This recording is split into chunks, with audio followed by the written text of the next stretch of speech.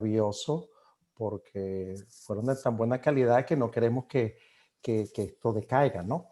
Entonces, varias cosas, no tengo ningún tipo de conflicto de interés, no trabajo para ninguna compañía farmacéutica que trabaje con el tratamiento del COVID, no estoy recibiendo ningún honorario por esta charla. Tengo que decir que sí o sí hablo para compañías farmacéuticas, pero en la parte de antibacterianos, no antivirales. Okay. Quiero aclarar algo que lo que digamos hoy, diciembre 5 del 2020, puede ser que no sea cierto en una semana, en un mes o en 2 meses. Esta pandemia nos puso a estudiar y a aprender y a reinventarnos, ¿no? Entonces, lo que yo diga hoy no va a ser, puede que no sea cierto en varios meses, y si me hubiese tocado dar esta exponencia hace 2 meses, seguramente hubiese sido distinto. Diferente.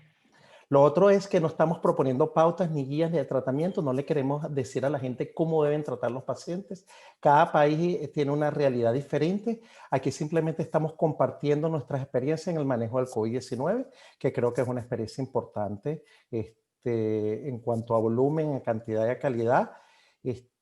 Hablaremos de lo que usamos en nuestra práctica diaria. Si bien hay cosas que se están usando en otros lados, si nosotros no la usamos, no vamos a compartir esa experiencia porque no la tenemos. Y trataremos de sustentar lo que hacemos y lo que hacemos en nuestros hospitales discutiendo la evidencia que ya existe. Solamente para ver lo que está pasando en los Estados Unidos, porque de repente es importante la experiencia que nosotros tenemos, es que ya nosotros hemos pasado de los 13 millones de casos y 270 muertes. Y como ustedes están viendo acá, siguiendo mi flecha, estamos evidentemente en la nación entrando posiblemente en un pico mucho más alto que el que tuvimos en la primavera y en el verano. O sea que estamos entrando el invierno con mucha fuerza. Donde nosotros vivimos en la Florida, aquí es un poco, les quiero mostrar de que nosotros empezamos bien lento en marzo. Cuando pensábamos que estábamos aplanando la curva, vinieron los meses de junio y julio con un pico que casi sobrepasa nuestra capacidad hospitalaria, y eso se vio reflejado en el sistema donde yo trabajo, ya se lo voy a mostrar. Empezamos a bajar, pero ustedes, si se ponen a ver, no hemos llegado a los niveles que teníamos en junio, ¿no? Y de una vez comenzamos a bajar, a subir de nuevo. Y como ven, algo que ya nosotros sabemos, que el pico de la mortalidad sigue después del pico de incidencia, porque las muertes ocurren después. Entonces, en la Florida, bueno, es uno de los sitios calientes del virus en los Estados Unidos. Tenemos más de 1 millón de casos y estamos ya cercanos a las 19,000 muertes. Bueno, seguramente lo pasamos. Estos son datos de ayer a las 5 de la tarde, ¿no? No tuve la oportunidad de chequear esta mañana, y seguramente eso no ha cambiado, porque esto cambia a las 4 de la tarde todos los días. Okay. Yo trabajo en el sistema de salud de Baptist, un sistema que comprende 11 hospitales.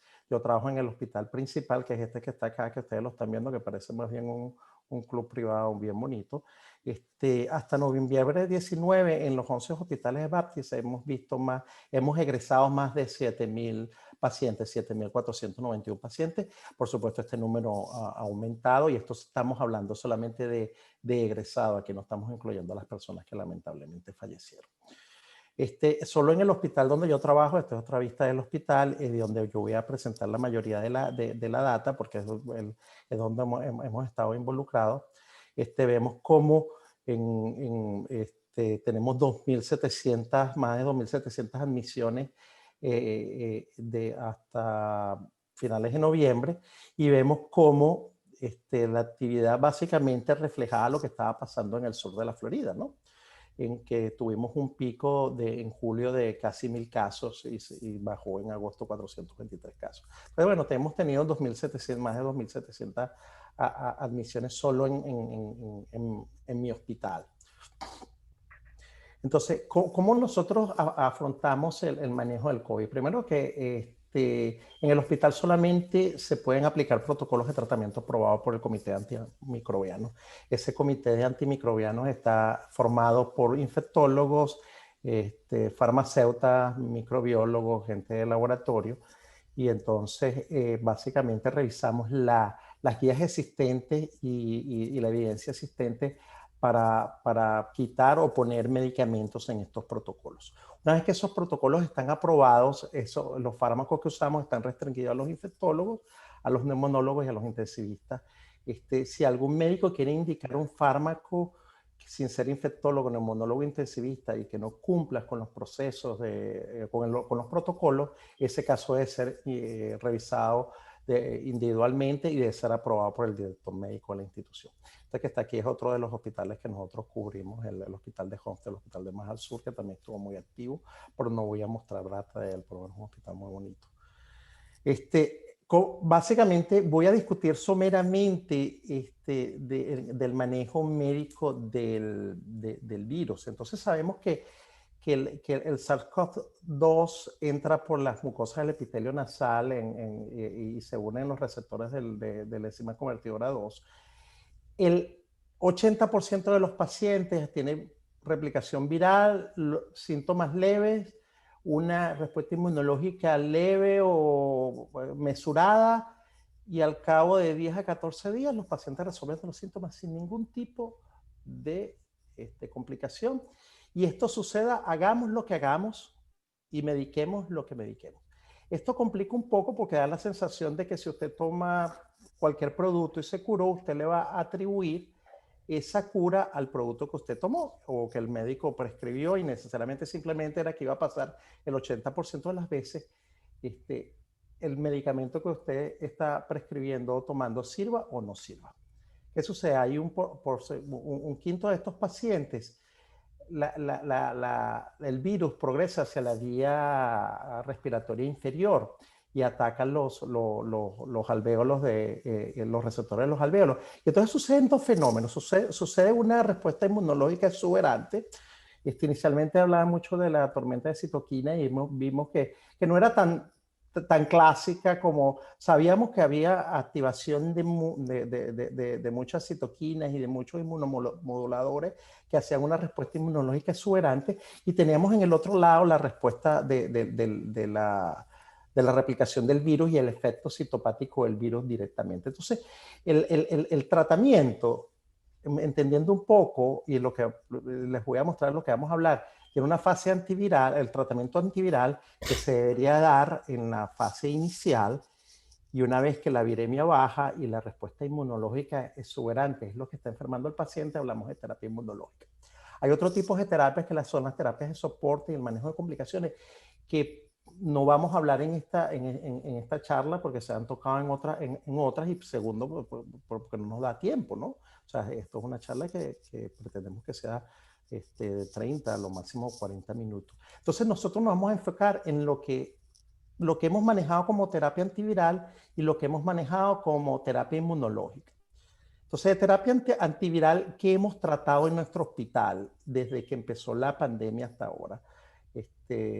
Remdesivir, el cual vamos a hablar extensivamente porque de todo esto es lo único que estamos usando, con todas las controversias. Pero al principio, cuando hicimos las pautas, básicamente todas las instituciones parecía que se estaban copiando las pautas de los unos de los otros, la experiencia que veíamos de Italia, la experiencia de España, lo que nos llegaba de los chinos, lo que llegaba en los hospitales en Nueva York y lo otro. Entonces, inicialmente usamos fármacos antirretrovirales que se usan en inhibidores de la proteasa, que se usan en la infección de VIH, como lopinavir o ritonavir.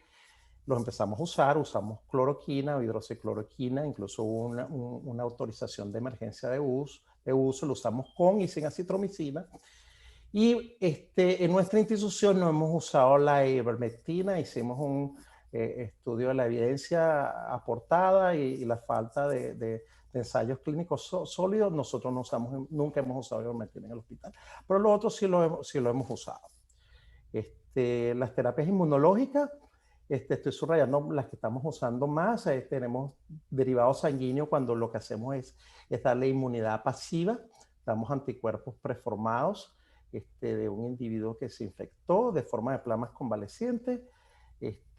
Se ha dado también inmunoglobulina endovenosa, inmunoglobulina hiperinmune, se ha usado, no la hemos usado en el hospital, pero sí también usamos participamos en un protocolo de células madre mesenquimales.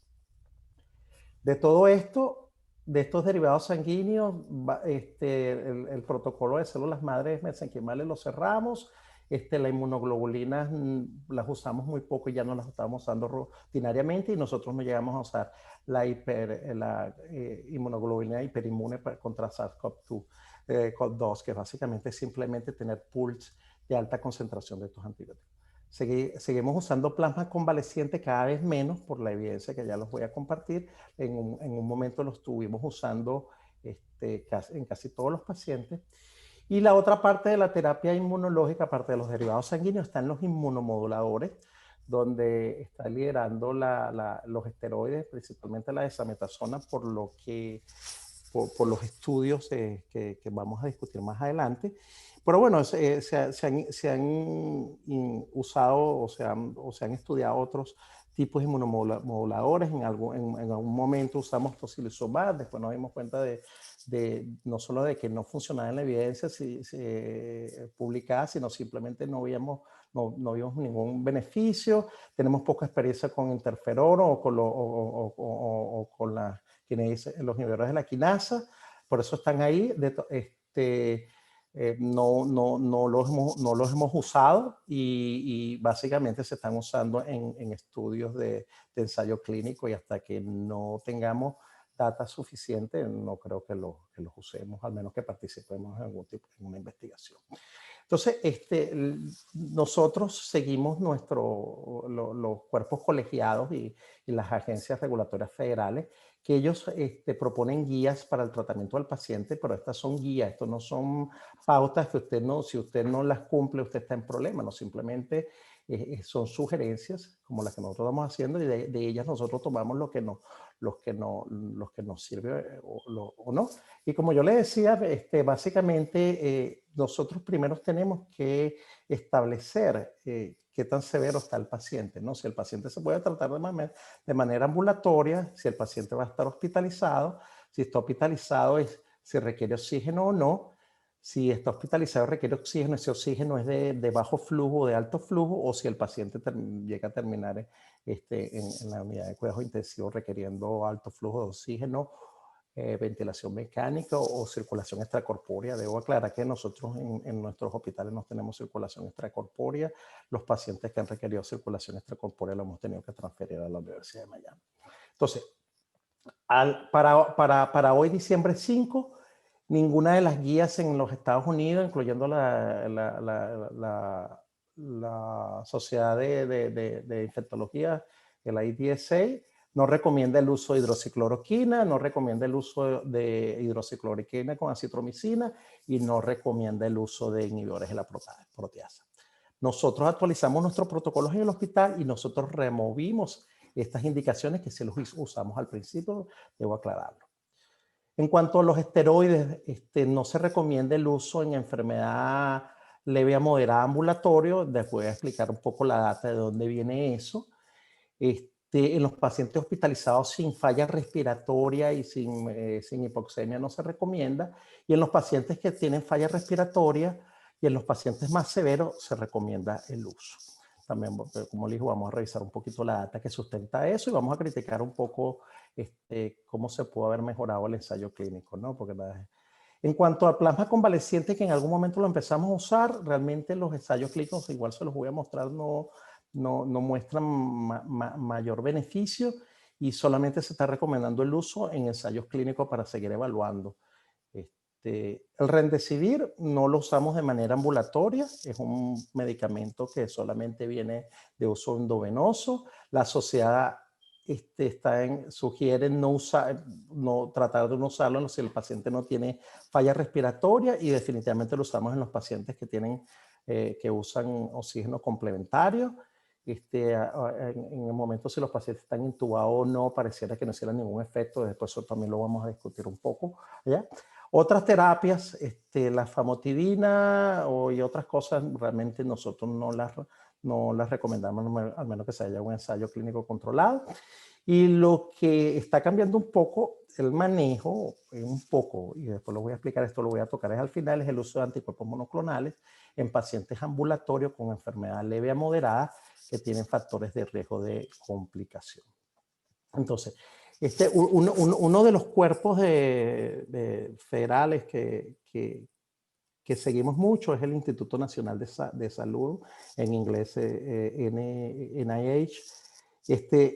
Simplificó aún más esto, ¿no? Entonces, básicamente tenemos unas guías que son son libres que las pueden usar, ustedes las pueden bajar sin ningún problema, y básicamente siguen un poco lo que la Sociedad de Infectología de los Estados Unidos recomienda. O sea, los pacientes no hospitalizados con enfermedad leve a moderada, una de las cosas que estamos seguros es que no debemos usar dexametasona, y eso los voy a decir porque hay ningún tipo de esteroide, y estamos abriendo la ventana del uso de anticuerpos monoclonales para esos pacientes que pueden progresar. Si el paciente está hospitalizado por cualquier otra razón, pero no tiene falla respiratoria, tampoco usamos esteroides. O sea, entonces eso que quiero que quede claro. Si no hay hipoxemia, no usamos el esteroide, seguramente estamos lidiando con la fase virémica y no queremos aplanar esa respuesta inmunológica. Solo cuando la respuesta inmunológica se hace exuberante, que tenemos que en cierta forma modularla o aplanarla, es que lo usamos. ¿Okay? En estos pacientes, hay controversia de que de repente se pueda hacer remdesivir en los pacientes que tengan factores de riesgo. Se ha empezado a usar en el hospital. Si lo queremos usar, como no está forma parte del protocolo, hay que discutirlo. Y entonces eso es de los casos que discutimos uno a uno. En cuanto a los pacientes que requieren oxígeno suplementario, nosotros en el hospital seguimos, y en nuestros hospitales seguimos las recomendaciones del NIH y usamos remdesivir. Podemos usar solo o combinado con el esteroide de dexametasona, dependiendo si hay la falla respiratoria severa. Y los pacientes que están intubados o pacientes que están en circulación extracorpórea, ya pareciera que el remdesivir no tiene ningún efecto, entonces usamos dexametasona y usamos dexametasona, y realmente ahí el remdesivir no tiene mayor beneficio. Entonces, como les dije, vamos a hablar de la terapia antiviral, vamos a hablar de la terapia inmunológica, y al final vamos a tocar un poquito acerca de los anticuerpos monoclonales. Vamos a ver cómo estamos con de tiempo. Bueno, creo que tengo que apurarme un poco, ¿no? Pues ya llevamos 20 minutos. Entonces, la terapia antiviral. El remdesivir es el único fármaco aprobado por la FDA, que es el organismo regulatorio de los Estados Unidos, para el tratamiento de COVID-19. No hay ningún otro fármaco que tenga esta característica. Los otros fármacos que se usan se están usando con una autorización de emergencia de uso, que se puede remover. La hidroxicloroquina la tuvo en su momento y se removió cuando se demostró que no tenía ningún beneficio. Lo usamos hasta 5 días. ¿Por qué digo que son hasta 5 días? Porque si los pacientes mejoran antes del 5.º día, no completamos el tratamiento, y si el paciente está listo para ser egresado porque cumple criterios de que ya no está hipoxémico y se siente mejor y está 24 horas sin fiebre, podemos dar 3, 4 o 5 días, lo que sea necesario. No vamos más de 5 días, después voy a decir por qué. Y tenemos cierta experiencia en el uso de este medicamento en el sistema de Baptist para principios de noviembre. Esta fue la data que me dieron. O sea, teníamos más de 3.000 pacientes tratados, y solamente en el hospital que yo cubro más de 1.000 casos. ¿Qué sucede con remdesivir? Hay una controversia. Aparece en las guías de la Sociedad de Infectología, del Instituto Nacional de Salud. Sin embargo, la Organización Mundial de la Salud recomienda que no se use. Y vamos a explicar por qué. ¿Okay? ¿Cuál fue el ensayo clínico que motivó a que se aprobara en los Estados Unidos? Este ensayo de Beagle, que fue publicado en el New England Journal of Medicine, en el cual tuvieron 1.062 pacientes, 541 esto es un ensayo doble ciego randomizado, que es el estándar para lo ideal para un ensayo clínico doble ciego randomizado controlado. 541 pacientes recibieron remdesivir y 521 placebo. Lo que demostró es que la hospitalización se acortó en 5 días. No demostró beneficio de mortalidad. El estudio no tuvo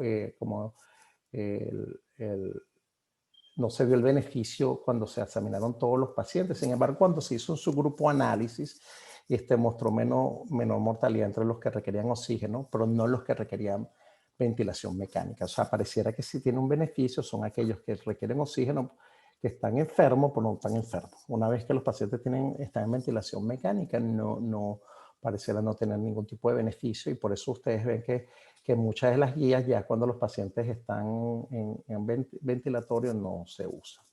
Otra cosa importante, que si los pacientes fueron randomizados después de 10 días del inicio de la enfermedad, el beneficio no se vio. ¿Cuáles son las limitaciones de este estudio? Bueno, el estudio era se buscó para demostrar acortamiento de la enfermedad, sin embargo, no para demostrar diferencia en la mortalidad. Y otra cosa es que cuando ellos analizaron es que la mayoría de los pacientes recibieron para el día 9, lo que pudiera uno pensar que se está dando tarde. Entonces, claro, esto es una hipótesis. Y la única manera de solventar esa hipótesis sería haciendo otro estudio donde se diera mucho más temprano.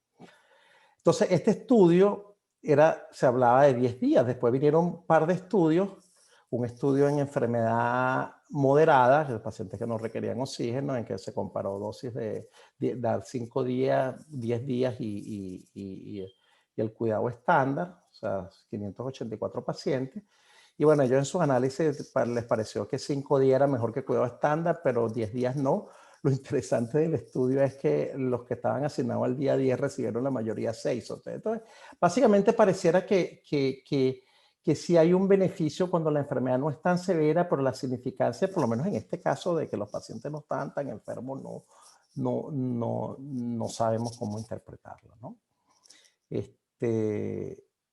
Hay otro estudio también que compara, y este es un estudio que fue patrocinado por la compañía que fabrica el Remdesivir, Gilead, en el cual es que ellos compararon 5 días contra 10 días, y vieron que no había diferencias entre darle 5 días a 200 pacientes o 197 pacientes 10 días.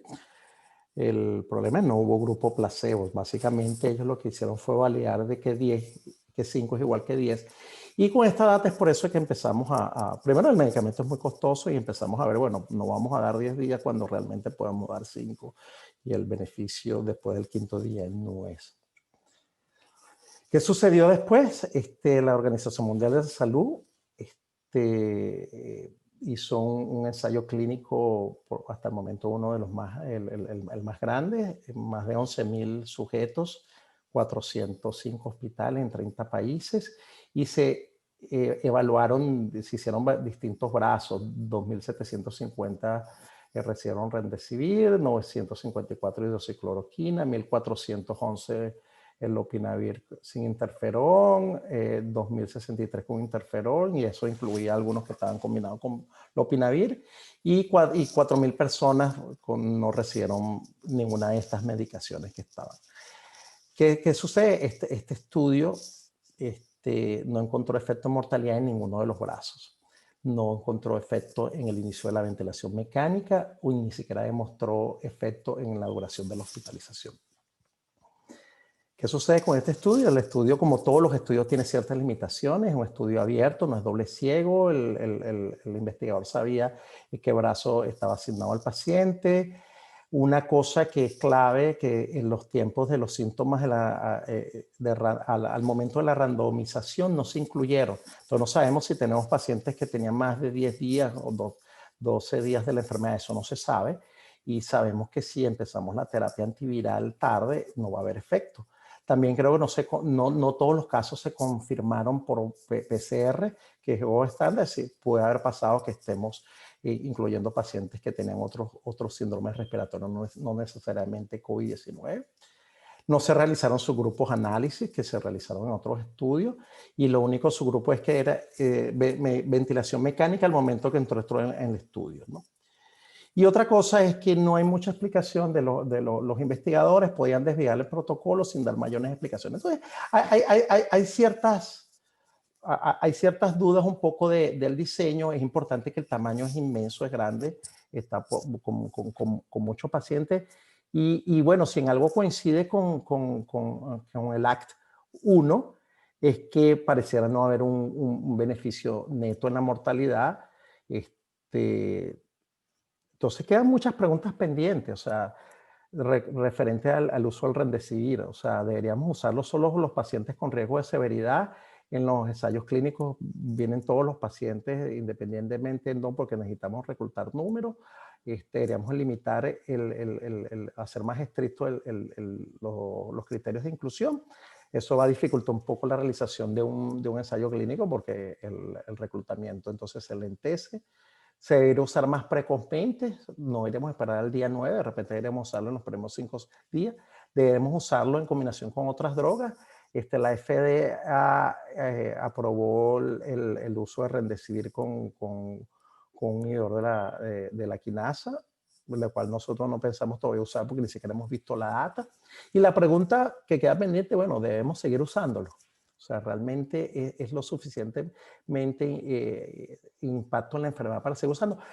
La única manera de responder esas preguntas no es con la opinión de un experto, sino haciendo más ensayos clínicos controlados, que es el mejor nivel de evidencia.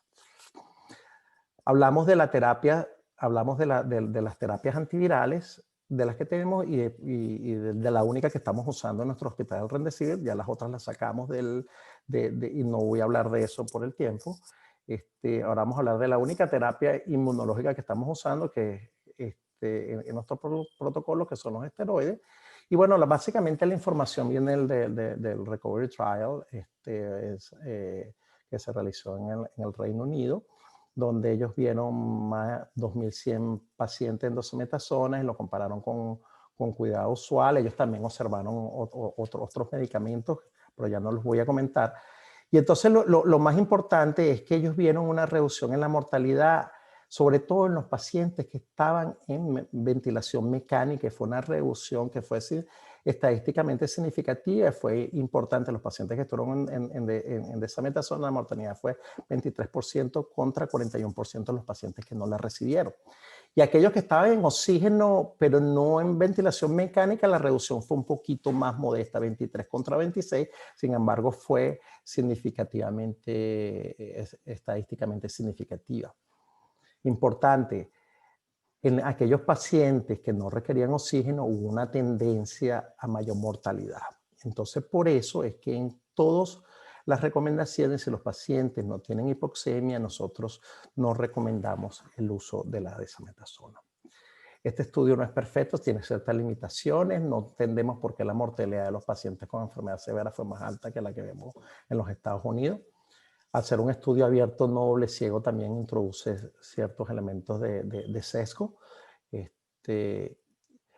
Otra cosa, no todos los pacientes tenían infección comprobada. O sea, no todos se les hicieron PCR, seguramente tenían los síntomas, tenían todas las características, entonces no lo tenían al momento de la randomización. Y la otra cosa, que había mucha variabilidad en el rango de dexametasona entre 3 a 10 días. Pero yo creo que la data, hasta que no tengamos un estudio que muestre un nivel de evidencia más fuerte que nosotros vamos a seguir usándola en esos pacientes que les comenté, ¿no? En los pacientes con fallo respiratorio demostrado por hipoxemia. Plasma convaleciente, algo que empezamos a usar muchísimo inicialmente y ya casi no lo estamos usando. Traigo este estudio de Argentina, donde 228 pacientes recibieron plasma contra 105 placebo. Fue una randomización de 2-1, o sea, 2 por plasma y 1 por placebo. Se creía que podía haber más beneficio, no hubo diferencia en la mortalidad. No, inicialmente le decíamos a los pacientes que donaran. Yo creo que la gente tiene que seguir donando productos, porque no solamente, o sea, el plasma se puede y los productos sanguíneos se pueden usar para otras cosas, pero no hay un ensayo clínico contundente. Hay mucha data observacional, pero no hay una evidencia de beneficio de enfermedad severa. Se está evaluando en profilaxis y en no hospitalizados, pero hasta que no tengamos los resultados no podemos recomendarlo. Y lo único, la recomendación es que de administrarlo tiene que ser en el contexto de ensayos clínicos. Anticuerpos monoclonales. la FDA hizo una autorización de emergencia en noviembre 9 de 2020 para el anticuerpo monoclonal de Lilly, que es el que estamos usando en el hospital. Es un anticuerpo neutralizante contra el receptor de la espiga, de la proteína espiga del SARS-CoV-2 y bloquea la entrada a la célula. La autorización es para pacientes no hospitalizados con enfermedad leve a moderada, pero con riesgo de progresión de enfermedad. ¿Qué se quiere decir la enfermedad leve a moderada? Estos pacientes no tienen criterio de hospitalización, ni estos pacientes no tienen hipoxemia. Y cuando hablamos de riesgo de progresión de enfermedad, hacemos estratificación. En el sistema de BATI hemos tratado hasta hace 2 días, que fue número esta data, 65 sujetos. Hemos visto ciertas reacciones de infusión como fiebre, pero también es difícil de atribuir la fiebre, pudiera ser por el COVID-19, pero tuvimos un caso de un paciente que tuvimos que hospitalizarlo porque hizo una reacción con taquicardia, hipotensión. Pero bueno, de los otros 64 han sido reacciones menores, todavía estamos estudiando, no les puedo decir si esto fue efectivo o no, pero es algo que estamos usando. Y cuando hablamos de riesgo de progresión de enfermedad, básicamente estamos hablando de personas mayores, con enfermedad mórbida, con falla renal o con diabetes o personas con inmunosupresión.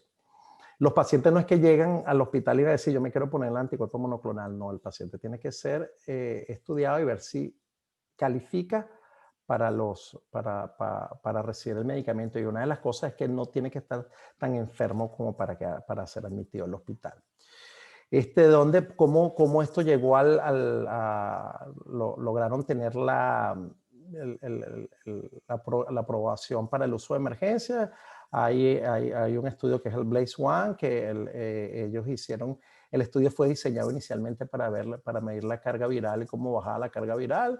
Al final, la carga viral baja igual con o sin el uso del anticuerpo monoclonal. Sin embargo, ellos después en su secuencia de análisis vieron que el grupo de pacientes, 309 pacientes que recibieron 3 tipos de dosis, tuvieron 3% de visitas al hospital contra 10% en los pacientes que recibieron placebo. Visitas al hospital o hospitalización. Entonces pareciera que en esos pacientes pudiera tener un efecto protector. El otro anticuerpo monoclonal que recibió autorización, que fue el que recibió el presidente Trump, no comparto data porque no lo hemos usado, ¿no? Pero es básicamente combinación de 2 anticuerpos monoclonales y básicamente tienen números similares, ¿ok? Como le dije, esto no lo estamos usando en los pacientes hospitalizados, esto no está autorizado para eso y se está estudiando. Entonces, bueno, mira, creo que ya estamos en tiempo. Entonces, conclusiones. Bueno, esto es un campo en plena evolución. Hay que manténganse sintonizados, hay que seguir leyendo y revisando. Hasta ahora sabemos que lo único que funciona son las medidas de prevención. Aquí en esta foto, este es mi hospital, el Baptist, y una pancarta gigantesca de que usemos máscara, distanciamiento social, lavado de manos, lo que nos puede proteger hasta que tengamos una vacuna. Que bueno, ya pareciera que tenemos una vacuna efectiva, pero las vacunas no son suficientes. La inmunización, la gente tiene que vacunarse también y tiene que ser extensivo. Hasta el momento la prevención es lo único. La terapia antiviral que tenemos tiene un efecto modesto o mínimo. O sea, sí que necesitamos un antiviral efectivo. Necesitamos un antiviral potente que pueda cambiar el curso de esta enfermedad. Hasta el momento no lo tenemos. Y de los tratamientos inmunológicos solamente tenemos los esteroides. La desametasona es el que más se ha estudiado, pero pareciera que el efecto se puede extrapolar a otros esteroides con dosis equivalentes cuando la desametasona no está disponible. Y como bien dije antes, solamente en aquellos pacientes con falla respiratoria. El papel de los anticuerpos monoclonales está por determinarse, lo estamos estudiando, pudiera ser promisorio, no sabemos, vamos a ver. Igual pensamos del plasma y no resultó. Y bueno, voy a detenerme acá, creo que ya estamos en tiempo, le quiero dar las gracias a todos por pararse temprano y para escuchar una charla de COVID-19. Sabiendo que viene una jornada de 2 días bastante intensa. Y bueno, aquí estamos para las preguntas. Bueno, Gilberto, primero que nada te quiero felicitar por tan impecable exposición y la importancia de compartir las experiencias en los diferentes centros hospitalarios. Eh, Sabiendo que Estados Unidos lideriza el número de casos y de fallecimientos a nivel mundial, es invaluable tu experiencia. Hay varias cosas, a pesar de que revisaste muy bien lo de Remdesivir, te quería preguntar, ¿cuáles son las contraindicaciones para el uso de Remdesivir que ustedes consideran en tu hospital? Bueno, mira, una de las cosas es nosotros tenemos un criterio de exclusión cuando los pacientes tienen alteración de las enzimas hepáticas 5 veces mayor del límite normal. El Remdesivir puede causar elevación de las enzimas hepáticas, pero el virus también. Y tenemos también una contraindicación de cuando hay falla renal, sobre todo si el paciente estaba en diálisis inicialmente, pero después de revisar otra data, si vemos que el paciente creemos que se puede beneficiar, esa no le estamos prestando mucha atención. Entonces, si desarrolla hipersensibilidad al producto, y bueno, si no cumple los criterios de, de, de, de falla respiratoria, tampoco lo usamos. Hasta el momento hemos tenido poca, o sea, lo descontinuamos muy poco, secundario a estos efectos colaterales. Otra cosa que también, bueno, no sé si se quedó claro, es que no necesariamente tenemos que usarlo 5 días, ¿no? Pues si los pacientes mejoran, lo descontinuamos antes. Pero básicamente eso, falla hepática y falla renal. Gracias. ¿Qué factores de riesgo para progresión de enfermedad que justifiquen el uso de los anticuerpos monoclonales? Sí, muy buena pregunta. No lo puse en la lámina, lo traté de decir. Es un poco subjetivo. En el hospital hablamos de mayores de 55 años, diabetes, enfermedad mórbida, que estamos hablando de un índice de masa corporal más de 33%, enfermedad renal crónica e inmunosupresión. Básicamente es lo que estamos usando para eso. Okay. Yo tengo la percepción que me gusta siempre enfocarme en las cosas positivas, que este año ha servido para aprender con respecto al manejo de los pacientes muchas cosas. ¿Qué es lo que nos sirve? Que ya lo nombraste muy bien. Y cómo identificar esos pacientes que requieren la hospitalización. Eso también de alguna manera eh, liberó las camas en los hospitales. Sin embargo, solo las medidas de contención son las que pueden controlar el número de infectados y por ende los complicados, ¿verdad? Hay varias preguntas que yo te las voy a lanzar de una sola vez. Por ejemplo, ¿qué opinas de todos estos complementos? El uso de zinc, vitamina C, vitamina D y los kits de tratamientos ambulatorios tan comunes en Latinoamérica. Bueno, mira, si bien yo quise enfocarme en el paciente hospitalizado o el paciente que visita la emergencia, no se ha demostrado ningún beneficio del zinc, o de la vitamina D o de la vitamina C o ningún suplemento dietético vitamínico. Eso realmente no cambia el curso de la enfermedad. Pareciera que a algunos médicos y a algunos pacientes le da una sensación de que están haciendo algo, pero como yo bien dije, el 80% de los pacientes se van a mejorar a pesar de lo que hagamos.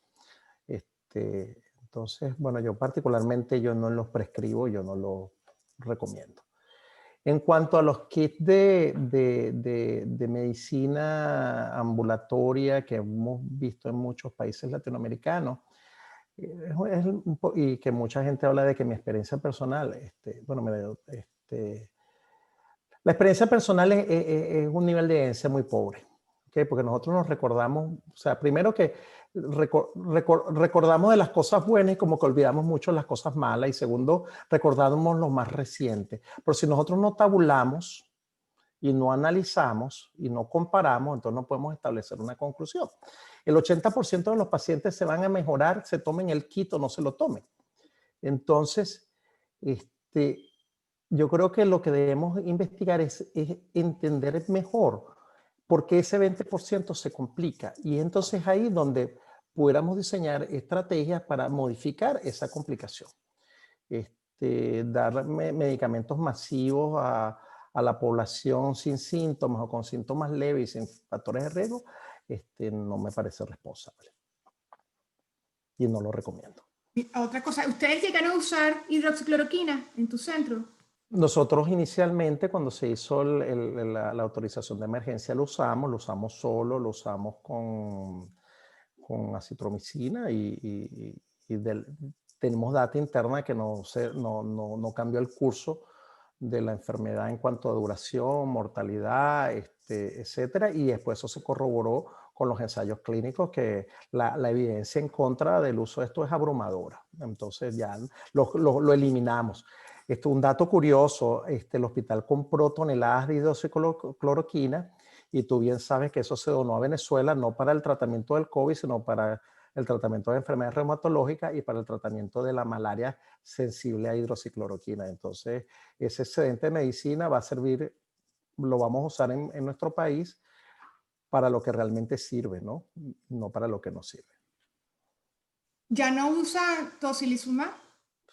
Mira, lo usamos en algún momento, pero no nos dimos cuenta, primero de que ese síndrome clásico de respuesta de citoquina con interleuquina 6 no estaba tan bien caracterizado, y segundo vimos la data de que realmente no aumentaba, no acortaba la hospitalización, no disminuía la mortalidad.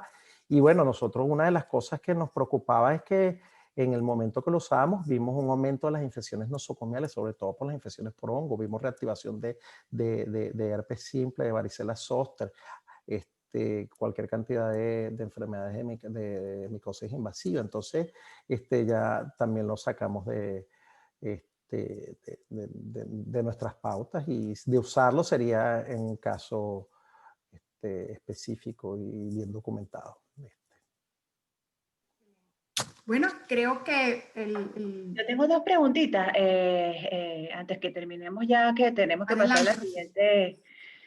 Bueno, la doctora Molina dice que el uso de la dexametasona solo en pacientes con falla respiratoria no pudiera ser tarde para pacientes con síntomas moderados que pudieran evolucionar a severos. Me preguntaba que si eso no podría Bueno, ser. mira, los datos sugieren que cuando se usa la desametasona en pacientes sin falla respiratoria hay tendencia hacia la mortalidad.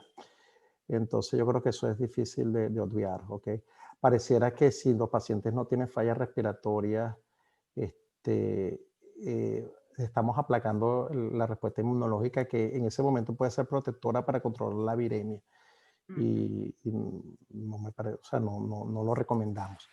Y otra pregunta, bueno, dos preguntas. Un comentario sobre Hermes Flores que nos ha dejado aquí, que está de acuerdo con que la falta de evidencia sobre la eficacia de la vitamina D reduciendo el impacto sobre el COVID. Sin embargo, hay estudios observacionales mostrando sucesos, y nos ha dejado amablemente una referencia de un artículo que, bueno, ya tendremos el momento de revisar. Pero yo sí te quería preguntar es sobre la inmunidad, porque, por ejemplo, aquí he conocido casos directamente que han tenido la enfermedad diagnosticados en marzo y han vuelto a enfermarse ahora en octubre, principios de noviembre, diagnosticados con PCR positiva con sintomatología típica. La primera vez, un par de esas personas no tuvo la anosmia que nos explicaron ya en las conferencias previas, pero la segunda vez sí se asoció la anosmia con malestar general, la fiebre, etcétera. Entonces, tu opinión sobre la inmunidad, porque eso también tendrá que ver un poco luego con las vacunas, ¿no? Bueno, mira, tenemos más de 65 millones de casos en el mundo. Los reportes de reinfección han sido bien pocos, documentados. También ha habido mucha tendencia a reportar reinfección en pacientes porque tienen persistencia de las pruebas de PCR, que tú bien sabes que pueden durar por semanas y en algunos casos hasta meses. Pareciera que si hay una inmunidad protectora de por lo menos hasta de 6 meses. Hay casos individuales, hay gente que no puede montar una respuesta inmunológica satisfactoria, y entonces tienen un sistema inmunológico débil y a lo mejor ellos pueden tender a ser susceptibles de reinfectarse. Esto es una enfermedad nueva, no tenemos todavía, bueno, ya estamos llegando, a lo mejor en China tenemos seres humanos que ya tienen 1 año de haber padecido la enfermedad, pero estamos a meses. Entonces sabemos en algunos estudios de observaciones que por lo menos la mayoría de las personas tienen inmunidad por 6 meses. Inicialmente pensábamos que era por 3. ¿Por qué por 3? Porque la observación hacía por 3. A esto solamente habrá que el tiempo. Mi recomendación a los que se infectaron es que se sigan cuidando. Y incluso estamos discutiendo un poco de que incluso los que nos infectamos en algún momento, sería prudente vacunarnos también, ¿no? Un poco para agarrar un boost de la inmunidad. Pero como todo esto, nada está escrito en piedra y todavía estamos aprendiendo. Sabemos mucho más de lo que sabíamos al inicio de la pandemia, pero estoy seguro que sabemos mucho menos de lo que vamos a saber en 6 meses, ¿no? Por fortuna tengamos un antiviral potente y ya tengamos una estrategia de inmunización cubriendo mucho de la población.